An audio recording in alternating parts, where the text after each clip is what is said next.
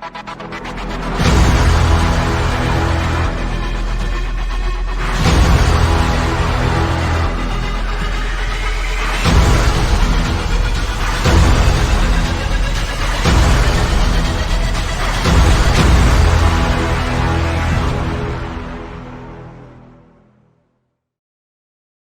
everybody, and welcome back to the Blockchain Chronicles. My name is Jude Newcomb. This is episode number 22. I'm the social media director for Metrics Coin, as you know by now, but today I'm really excited. We have a great and interesting guest from the team at High Roller Hippo Clique, which is a NFT project on the Solana network. I'm really happy to welcome Tyler to the podcast. So Tyler, how you doing? Hey, thanks, Jude. I appreciate you having me on today and really look forward to talking through a few exciting topics. Grateful to be able to, connect with you and the community on your end. Interested in learning more about your project as well. Awesome. Before we jump into, what exactly High Roller Hippo Clique is for people that don't know, why don't you tell us a little bit about yourself? How did you, one of the things that I've found out in the NFT space is, not too many people just jump directly straight into having no knowledge of blockchain and getting right into NFTs. They tend to come from the cryptocurrency sector first. So was that a similar experience for you? Did you get involved with like Bitcoin or something like that a few years ago? Yeah, so I would say that I've actually survived multiple bear markets here. And I think, to each their own, it's actually worth going through the max pain, learning exactly what you're looking for. I've actually, I'll say starting in 2016, got involved early with, BTC, ETH, and Litecoin, and just was a day trader, kind of studying coins and tokens. Eventually, when the ICO frenzy occurred, 2017, and then throughout the life cycle of Ethereum and this transition phase, we had 2020 DeFi summer on Ethereum, where it was kind of just a wild, wild west. And then it evolved into 2021, where, crypto NFTs kind of popped up and became mainstream. And I will admit that I was, I missed the ETH NFT cycle, but then hopping on in Solana, noticing that was the next best layer one NFT platform. And that's when I started, researching projects early on in May and June, and really got in early on a lot of the OG projects. So that's kind of how I've evolved, just in terms of a little bit on the crypto side. That's my background. Yeah. What was it about crypto in general? Like, do you remember back, when was it that, I guess maybe like 5 years ago, something like that? What was it that initially sparked your interest in crypto generally? I think ultimately what everybody's looking for is decentralization, freedom of money. Not only that, just freedom of value, right? How do we transfer value? How do we perceive value? And ultimately, I am very much, I won't say I'm against the banks, but in terms of the traditional finance sector, I strongly believe that they have, for decades and decades and centuries, with currency and with economy always comes greed. And I think this is the first revolution that'll actually prevent, I won't say prevent greed from happening, but ultimately give the currency and the macroeconomic view back to the people. And let them decide what they want to use in terms of tangible assets. And personally, for me, just having a public ledger where everything's publicly verified on chain is the main reason where I actually dipped and dabbled and, ultimately ended up choosing to invest heavily, both my time and money, into crypto. So. Yeah. It's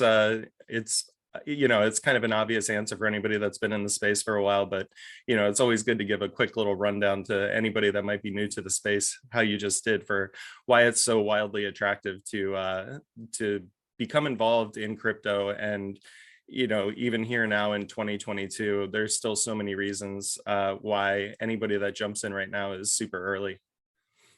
Yeah, and I'd like to echo what you said about super early, and additionally, if you look at how a currency operates and how long, it lasts. Typically, I'll just say a world currency actually is over 100 years before it's actually transferred into the next, latest and greatest means of value or exchange, right? And I think where we're kind of at is a clash between technology, obviously finance, and then also, in addition, it's a different perception of value, right? Yeah. A lot of people ask the question around what Bitcoin means. One thing could be seen as a store of value. It could be seen as a, fungible asset. It could be seen as a means of exchange. Or now when you have digital, or I'll say decentralized applications that are built on top of something, not Bitcoin, but maybe Ethereum or Solana, you have additional purposes and use cases for that specific chain. So ultimately, I think there's a lot of different ways to look at it, and it's a lot more than just what a dollar is, where you can change money or send money or whatever the case may be. Yeah. No, that's well said. Getting back to kind of your own journey a little bit, you kind of mentioned missing the boat a little bit on some of the Ethereum network NFTs. For people that don't know anything at all about NFTs, maybe can you give a quick rundown exactly of what NFTs are? Because they're definitely not just images on a computer screen, right? Yeah, once again, I think there's a lot of different perceptions of it, right? I think, and I'm actually a huge believer in Gary V and what his beliefs are on NFTs. I think it's a lot more than just, I'll say a picture on a blockchain. I think there's additional utility to that. So obviously you can have a publicly verified number of whether it's a generated image or whether it's a unique one-of-one art that's verifiable by your address on chain. Regardless of what chain that is, it's actually a token. And essentially the token pulls your metadata or whatever I'll just call it the accessories or traits that are associated with that metadata, and then is populated by an image which is stored on a CDN, right? So there's a content delivery network that provides the image that's associated with the token and how it's created, and all that technical jazz is great to know. But long story short, you can actually verify who you are electronically, virtually, with a decentralized wallet that anybody can create on chain and verify that it's actually them online. So it's not only do I look at it from a collectible standpoint, but I also look at it as a virtual identity. It could also be, in my mind, the most valuable thing is community. And potentially for people to feel bonded together through an NFT project, it's almost as if you're part of an organization, which is kind of where the HRHC, I'll say the High Roller Hippo Clique project was actually initially created, was built on a decentralized organization with a grassroots community, and everybody that owns one could even potentially receive royalties, like I will get into later as to how they receive that through the rev share. Yeah, so. Exactly. It's really exciting, and we will talk about that in a second. When you were looking to get into NFTs in general, and the Ethereum side kind of passed you by, like you said, what was so attractive about the Solana network when you decided to go that route? Well, first off, I think Solana is obviously the faster transactions. Knock on wood, we've been seeing some issues in terms of congestion on the network, and the transactions per second have actually dipped, significantly over the past, I'll say a couple months. Yeah. But ultimately, the reason was for faster transactions. Seconded, I would say the second point being Phantom Wallet has a great user interface, user experience overall. I think and not only that, now they're working on mobile, compatible wallets. But initially when we launched this project, it was really more about, first off, the Solana community is strong as fuck. I think everybody is, supportive of one another, and they all want to see the ecosystem grow. I think there's ultimately more reasons behind just fast transactions and a scalable blockchain, but also realistically, there's a community that's backing this that's much larger and has grown I'd say tenfold in the last 6 months, which is significant. Once again, referring to the fact that we're still early here. So yeah, with me and my own journey, it's been basically all Solana, and I dipped my toes in it because, I didn't really have an understanding of it. And I like to have an understanding of things, especially when you talk about the project that I come from with Metrics. Our developers are putting out our own NFT marketplace, a place where people can upload different collections, just like you would see on, OpenSea or Magic Eden. And our team is really exploring the development of our own NFT ecosystem. And being the social media director, I wanted to have a good idea of, not bullshitting the public when I'm talking about something. So I decided to get into it. And, it's been a few months now, but I feel like I'm learning quickly. And your project was one of the first projects that, I got involved with my own money, I couldn't be happier with it so far. What do you remember, like, when the idea popped up that you no longer wanted to be an investor in the space, but you actually wanted to create your own collection? And how did that come about?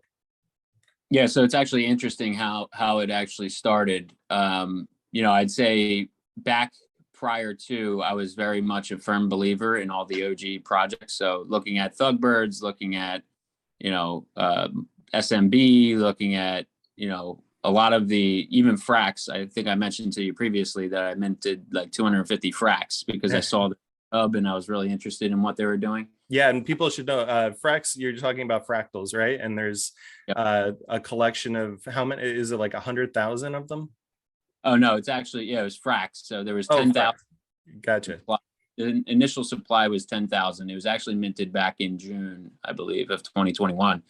And Frax were a project that there was a generated image, which was either a star or a portal or a wave. And it was basically one of the first generative images on Solana. And I just saw that there was a strong team, and what they were building was fractionalization of NFTs and the token and all these other aspects to their ecosystem. And, it took about 3 weeks for that project to fully mint out, but I kept minting for, I think it was half a Sol when Sol was, $27. Hey, that works.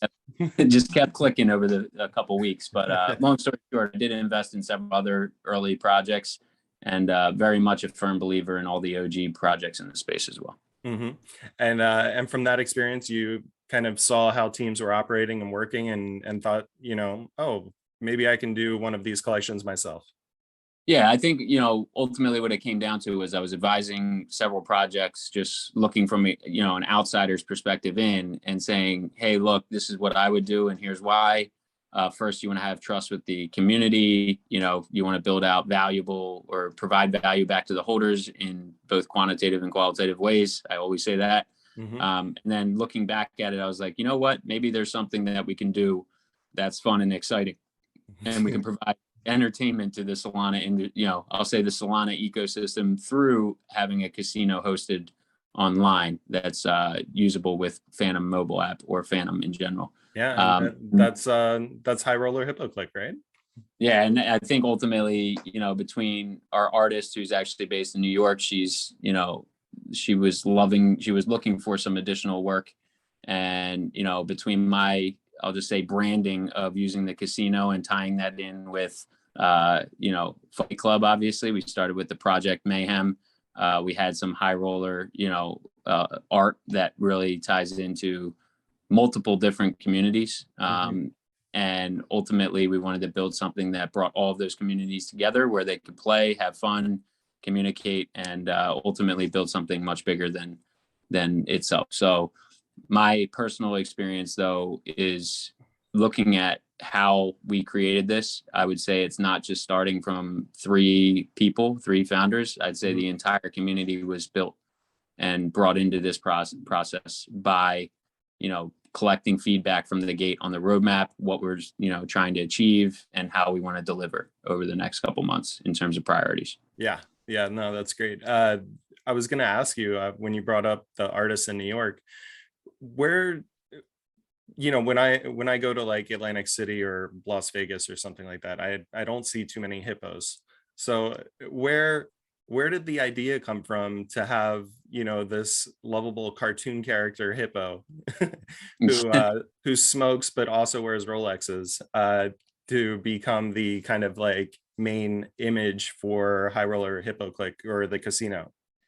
Well, she actually couldn't do the pixel art necessarily, Yeah. and she's more familiar with this I'll say chibi style art. And ultimately we couldn't actually pull together 3D images, because going in and pulling together 3D art is very expensive, especially when you tie in all of the polygons and whatnot. So long story short, it was just a unique way, during the time, I guess back in November, there was a lot of pixel art that was going out, and I was like, let's do something that's fun, Yeah. a lot more, I'll say it adheres to all audiences, as opposed to just having like some type of pixel art or something that's already been flooded the ecosystem and ultimately diluted a lot of what generative art you've been seeing out there.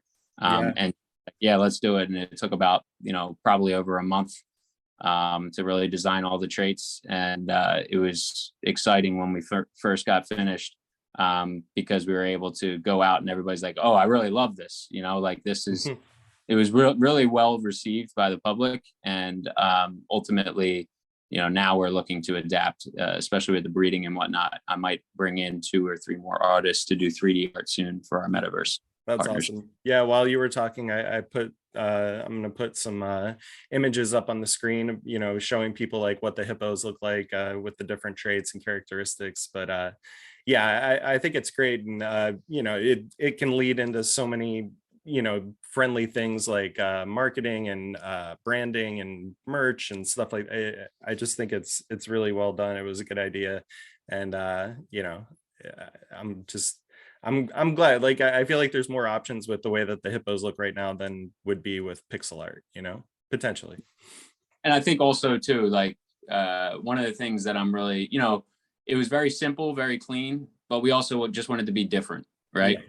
There's a lot of art in the space that looks very much the same, has very much the same style. We wanted to incorporate a few different things, a few different attributes, even from, not only having the Thugbird's blunt to having the golden chicken nugget from the Gen 8 Academy, and starting incorporating, other fun and interesting art into ours, and I'll say reestablishing those communities and giving them, some type of taste or part of this ecosystem and what we were producing from the gate. We actually probably over, I don't know, 200 or 300 blue chip community tokens, who or NFT projects alongside, the regular whitelist. And it was actually a success overall, and I wouldn't change anything, even though we didn't sell out from the gate. Yeah, I was going to ask you about that. So, you put in all this work, you put out a launch date, you develop your community, you get to launch day, and it doesn't sell out. Was that something that you were maybe expecting? Were you disappointed? Were you just, all right, it is what it is, and you ended up burning what didn't mint, right?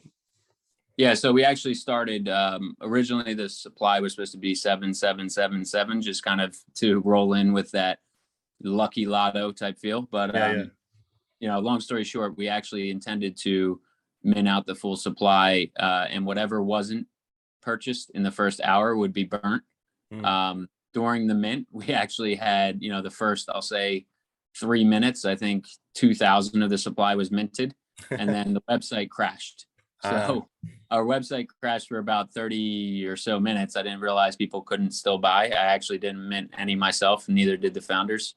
Right. We didn't feel secondary, but long story short, it actually stopped for 30 minutes or so. And then we actually had to go back and cut the mint, after an hour regardless. And ultimately we landed on 4321, which was just a random number.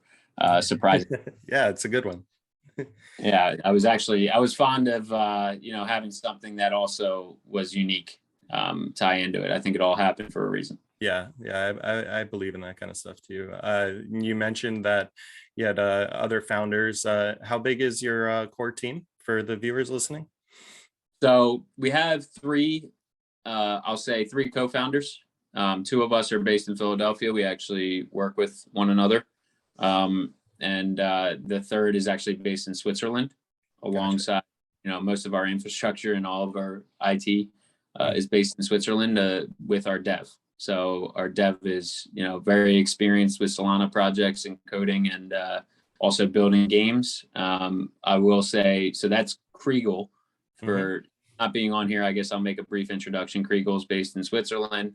Young gun dev that's very familiar with botting, very familiar with games, very familiar with the Solana space, and is really a talented dev. I'd say top 5. In my mind, I'm a little biased, but a top 5 dev in the Solana space. And then on the Philadelphia side, where we're based out of, Rob Paulson is actually the operations. So basically consider him our COO, where he's actually focused on Discord security, all of the payments, withdrawals, everything that comes through the ticketing support system in Discord, all the way through to security, whitelist, partnerships, things of that nature. He kind of brings in as a funnel. Now, I will say those are our 3 founders. We also have advisors on the side, but going through that list of 10 or so advisors would be long. I still do give them credit for all of the, initial startup of the NFT project and the initial launch. So yeah. No, that's awesome.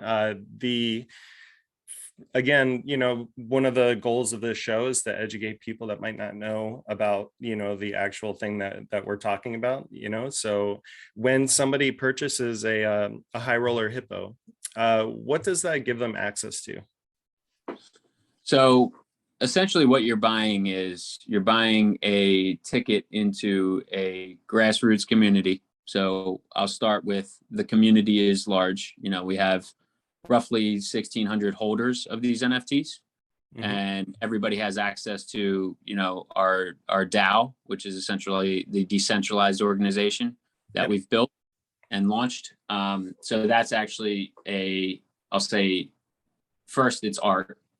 Second, it's, your own personal, unique generated image that is tied to the blockchain. So it's verifiably yours. Third, there is a voting process in terms of what we spend our DAO or decentralized or autonomous organizations money on, in terms of investing with new projects or development or whatever it is to push the project forward. Fourth, you actually obtain royalties or secondary sales royalties as well from our casino. So first off, it could be, winnings from the casino. All of the profits that are made on a daily basis get airdropped back to holders. Plus, you would actually receive a percentage, and 75% of it goes back to holders, by the way. 25% is to build the bank and an insurance for a rating day when there's a couple of people that get lucky streaks. Which happens. Yeah.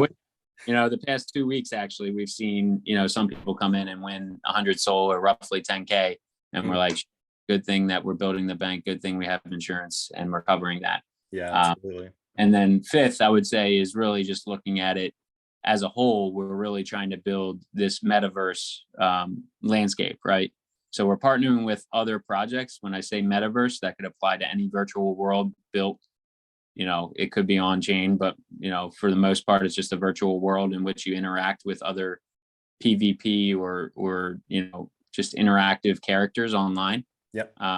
And where we're headed is really trying to build this casino and build this brand to, basically establish ourselves in that metaverse space and also be the most attractive and easy to use casino with the most customized games on Solana. That's kind of a part of that brand that we're building. So ultimately, you are a part owner in that casino, if you will, even whether it's just receiving the profits or being part of that metaverse figure. Yeah, that's a great answer. I really like what you said there at the end. A person that becomes, a member of the hippo community, really it's up to them with how involved they want to be. You can just be a quiet bystander and just wait for daily payouts if that's your thing, or you can really get involved in the Discord community or join, the discussion of the DAO, or if you have a gold hippo, you can join the gold DAO and try and help out the project that way.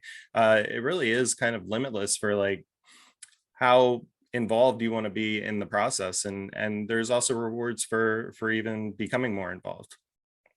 Yeah, and I think one thing that you hit on there that I kind of wanted to call out is, there's definitely different strategies that people take, right? And I mentioned to you on the beginning of this podcast that I started out as a day trader, right? I started trying to, okay, I'll buy in at Litecoin when it's $50 and I'll sell when it's 300. And that's one aspect of it, right? People want to come in and make a quick flip. Some people want to be part of the community and just own it and be able to say, that's my hippo, right? That's just a holder that is, I'll say diamond handed and really wanting to help build this community and be part of something bigger.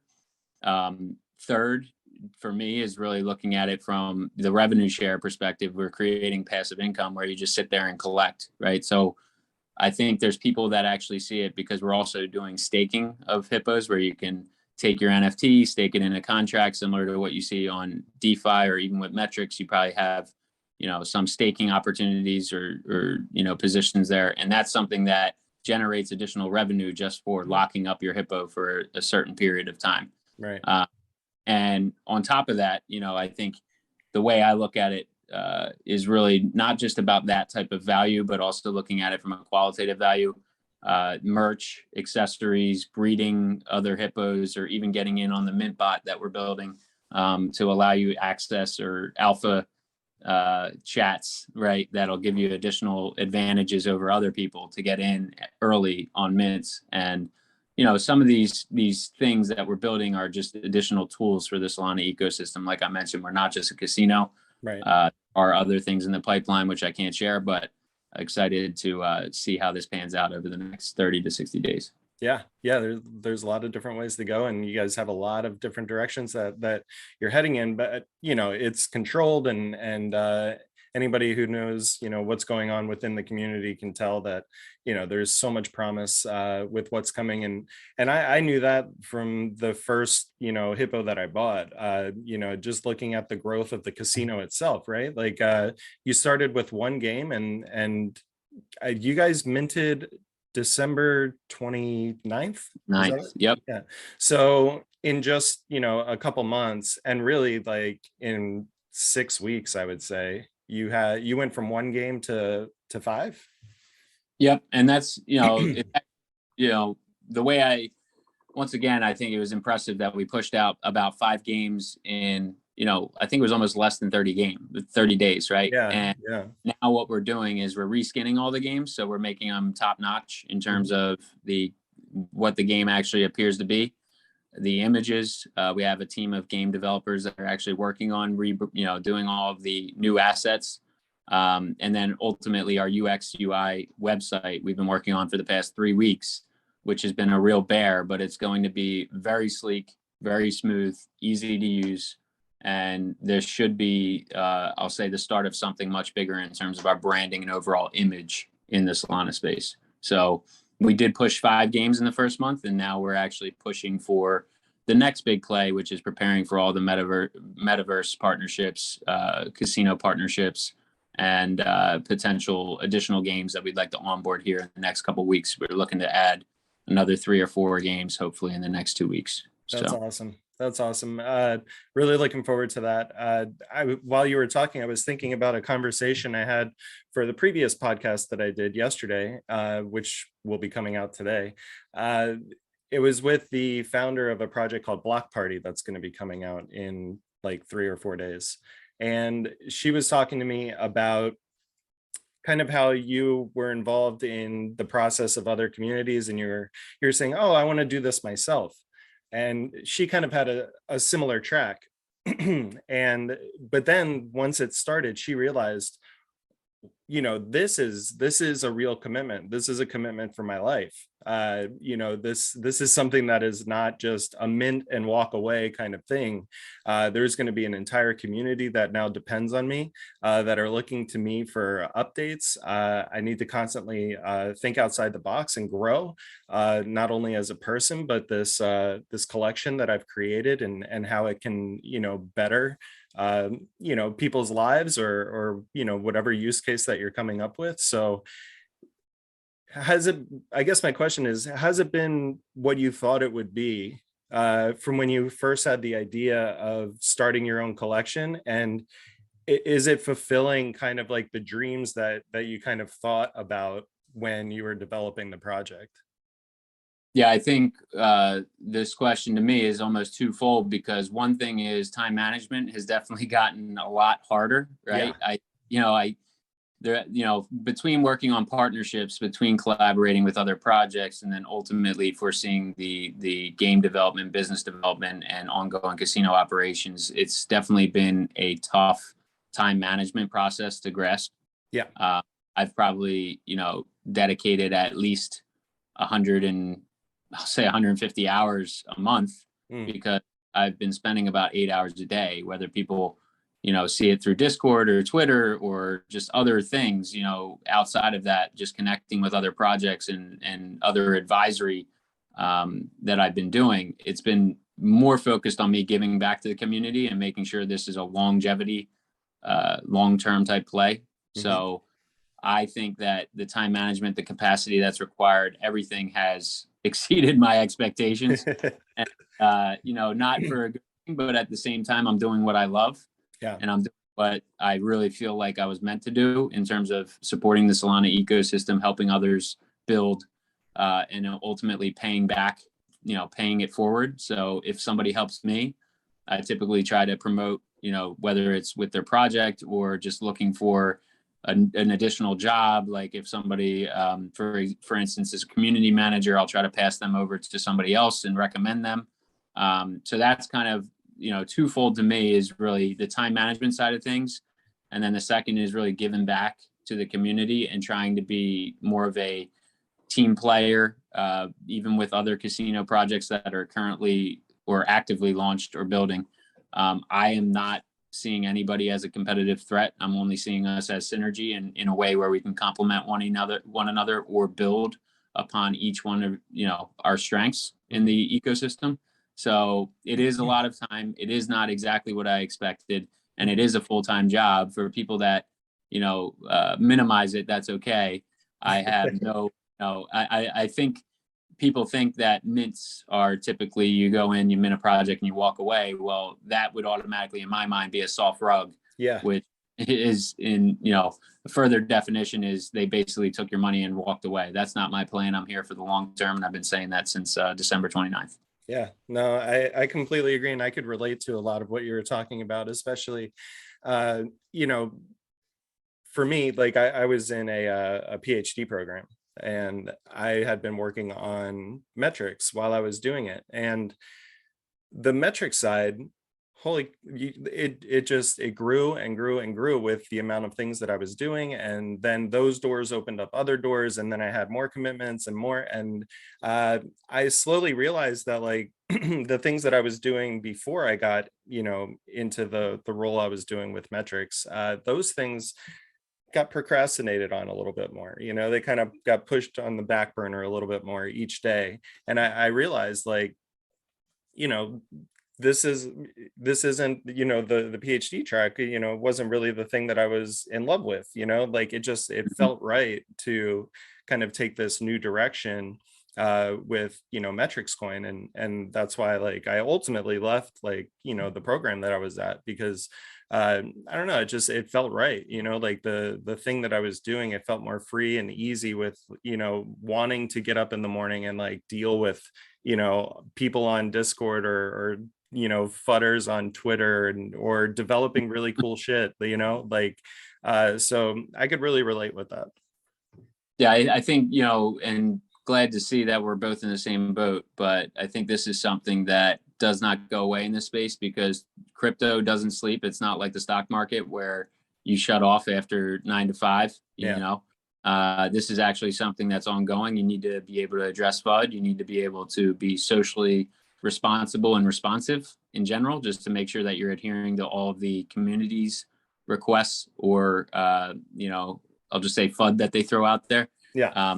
I actually always see, whether it's positive or negative, I see feedback as a positive in general, just because that means that there's an opportunity for us to do something better or communicate more often or whatever the case may be until people are fully aligned on our vision. Because once you have everybody aligned in the community and everybody's working in lockstep and able to help you, it becomes a lot easier and more scalable for the rest of the, I'll just say interactive posts or chats that occur. Yeah. On site. Yeah. Well done. I really wanted to have you on the show today because I think one of the cool things that you get to explain to people, especially from the community that I come from, who are just getting ready to maybe dip their toes into the NFT world with, our Metaverse marketplace and being able to buy and sell, NFT projects on the Metrics network, is really show kind of, what it takes. It takes an idea, it takes getting an artist, getting partners together and developers and just coming out with a collection and having like really cool use cases that coincide with that NFT project. And I think there's a huge opportunity for people, especially on the metric side, to be one of the first projects to really put out a collection, and I really wanted to have you on today to kind of talk about, it doesn't take a very long period of time as far as months go to get a collection together and get one out there. It does take a lot of effort, to keep up with the different directions that the business is going to go in, for sure. But it is an opportunity nonetheless. And I really think that, a lot of people on the metric side, if they just put together a collection, who knows, the opportunities that could unfold from that. Yeah. And I think this is something that I actually do want to go on a rant with. And for me, I think I'll actually provide some value here back to both your community as well as my own community. I think, let me just go through a checklist in terms of what they want. If they wanted to launch their own project, here's how I would do it. And here's, I'll say the playbook that they need to address and then some. But first, you want to start with your objective. Like, what are you trying to achieve and what purpose do you serve? Right? There's a lot more to it as opposed to, I just want to generate some art and make some money, right? You have to figure out what community are you looking for, develop a brand, develop a strategy, and execute to that strategy. So number one, I'd say, is start with your objective. Number two, really is determine a brand, right? So I kind of hinted on that earlier, but the High Roller Hippo Clique targeted a fun, energetic, somewhat degenerate demographic with a gaming community in mind. I think that's where we were kind of headed in terms of the art. You look at the Thugbird's blunt, you look at the Solana cigars, you have a casino background, you're really adhering to the culture and the community you're looking to build, right? And that's what really sets, apart the blue chip projects, I think, is actually establishing a very effective brand that will lead to a very, strong community. Number three, and we did already speak to this a little bit earlier, but really ensuring your art, NFT traits, what domain you're looking in, even in terms of your website domain and marketing strategy aligned to your brand. So really you have to put together a, not just a description, but ultimately an overview of what you're trying to be and make sure that your art ties to that. Because without that, if there's any disconnect, people are going to be like, well, this, doesn't make sense. Right. Or this looks like shit, or whatever the case may be.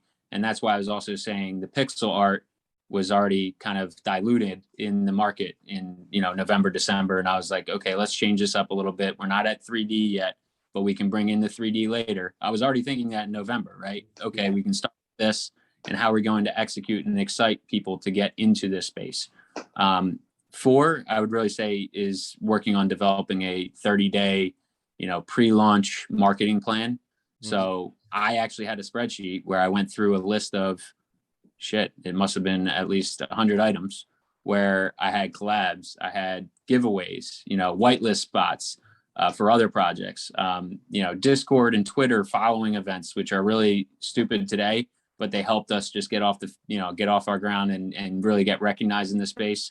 And ultimately this led to us, hosting some events, right? I had the Twitter spaces and other live streams that we did to just really establish a brand, let us do AMAs with the team, going through the doxing phase where we had, even though Civic Key and Rad Rugs and everything else, they're still in development and they're still improving.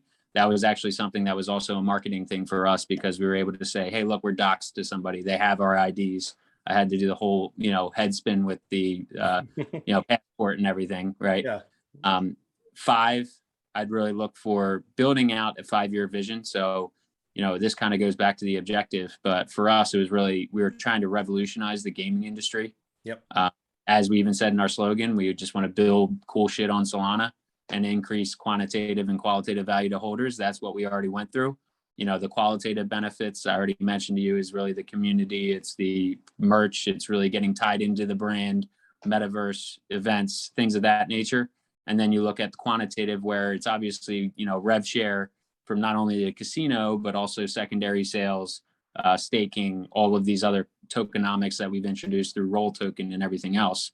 That all plays into those quantitative benefits. 6, this is, to me, it's more important than anything. It's really your network is your net worth. And what we did was we started up with, casino operators, which were essentially our advisors at the time, to help us not only market, but also build collaborations, increase business development, look into different specialties that they really have in the space. In regards to metaverse and whatnot, we've brought in some of the big players that actually have a lot of experience in those fields. And I think for me, really giving back to the community, it's not about how much money am I going to flip or how much money am I going to make. It's about what connections can I make this early on into an innovation that's going to last over 100 years, right? This is why I'm also saying with the crypto narrative as a whole, I think NFTs, metaverse, all of that is going to last much longer than everybody's expecting. And it's going to be generational wealth. Yeah. And that wealth could be just knowledge, right? So, anyways, network is very important. 7, I'd really say having high integrity and transparency with the community. Trust is more important than everything. Otherwise, you will fail, because nobody's going to want to invest in your project if you don't establish some type of trust. And doesn't necessarily need to, it doesn't mean to be that you have to be doxxed or anything like that. You could just actually need to communicate effectively, make sure your goals and your objectives are executed on time. You're delivering, right? They don't need to know where your house is or, where they can order flowers to, right? They just need to make sure that you're able to take care of them, and in return, they will take care of you. So I really truly believe you can't have, even in any relationship, whether it's business or personal, you can't really establish anything without trust. Yeah. Yeah. 8. So for me, it's what, Rob P's expertise is really focusing on the operational side of things. I think it's focusing on customer service, relationship building. And for me, ultimately, it's listening to what the community has to say, because they will give you the answers of what they're looking for. You're not actually going to go out and just create your own narrative and, be the next jet setter or figure it all out on your own. You're going to talk to the consumer, figure out what they want, and they'll provide you valuable feedback, just like you were early on involved in this project. I'm sure you've attributed in some different way, just by providing positive or negative feedback or constructive criticism. Right. 9, I'd say you're not really guaranteed to win, but as long as your intentions are good and you learn from your mistakes, you'll make it in the long term. And I keep referring to this marathon versus sprint mentality. We're in a marathon here. It's a generational thing, and it's going to last a long time. You just want to make sure you're, focused on the long-term goals, even though crypto can change on a day's notice, right? And then my last point that I just wanted to make sure is clear with everyone is, having a clear and concise introduction, roadmap, overview of the team, really is just, it's essential for making sure that your brand and everything else is on par. So you want to make sure that verbal, communication, whether it's, over chat or whether it's via Twitter spaces, you want to make sure that you set expectations with your community and just ultimately execute on time. Which is always a challenge, because you run into issues or, you know, just Absolutely. bumps in the road, but you get there. So I Yeah. figured I'd share that tidbit just in case anybody's interested, and that's kind of my I say gift back to the community. I think that that was amazing. Thank you very much. The the nuggets that were in there were great. I'm definitely going to replay it and listen to it myself later, because that does not only, like you said, it doesn't only apply to NFTs. That applies to crypto, or a lot of it has to do with life as well, and general principles and ways of living, and doing what you say you're going to do, whether it's hard or not, like, just committing to who you are as a person, and what you plan on delivering to other people, because I tend to agree with you. I think building trust is probably, for me, one of the most important pieces of those 10 points that you just gave. And my word is my bond, and I'm going to do what I say I'm going to do, and if I can't, I'm going to try as hard as I can to try and make it work. So I really appreciate that, and I think our community, or whoever's listening to this, is going to find a lot of value out of that. And when I hear you talk, I've listened to you on Twitter Spaces, I've obviously like talked to you in Discord, but you and Rob and Krieg as a developer, you're three very impressive men. I think that this is a quality project. That's why I wanted to have you on, because I get something out of every time I listen to you speak on the subject of NFTs. And I really appreciate you being here today. Is there anything that you wanted to maybe add about hippos that you didn't get a chance to talk about? No, I just think that, over time, our community's gotten stronger. And ultimately, everyone has their own way to attribute value back to the community. And I think even what you're doing here by hosting a podcast is valuable for the community. Just to hear it, I think in general, everybody loves to be heard. And in return, I like to listen to everybody. So for me, I know as much as I talk on Twitter Spaces and whatnot, any contribution that anybody makes in any way is valuable and seen by others within the community or myself. And I think this is a long-term, I'll just say a long-term play for everyone here. I think this is going to go much longer, and, it's going to be much bigger than everybody's anticipating right now, even though we're starting slow, and also potentially entering into World War III. But that's scary. And for me, it's really the last piece I'll say is, peace be with everybody, whether you're, tuning in here from, overseas, or, you're in this dangerous area. I think everybody should be encouraged to give back and really just help others, and, show peace and love, especially during these crazy times. So I appreciate you having me on. It really means a lot. And it was great talking to you, Jude. I really appreciate it again. Yeah, Tyler, no, anytime. And, down the road, maybe a year or whenever you want, just reach out. Maybe we can do it again and give an update to the listening base about how things are going, because they are definitely going to continue to expand. And I'm looking forward to it, not only as a crypto enthusiast, NFT enthusiast, but also as a hippo holder myself. So, I know you're a busy guy and you got a lot left to do today, so I'll let you get to it. But again, thank you for spending some time. And I hope you have a good rest of your day. All right. Thank you, Jude. I appreciate it. Take care. See you, everyone. Hey everyone, thanks for watching the Blockchain Chronicles. If you like anything that you heard today, please give the video a thumbs up. If you want to contribute to the conversation that was had between the guests, leave a comment below, and we'd love to get your thoughts. Also, please subscribe and hit the notification bell. That way you'll get notified every time that we upload, which we are looking to do a couple times a week. So make sure you don't miss out. So once again, thanks for watching, and we'll see you in the future. Bye.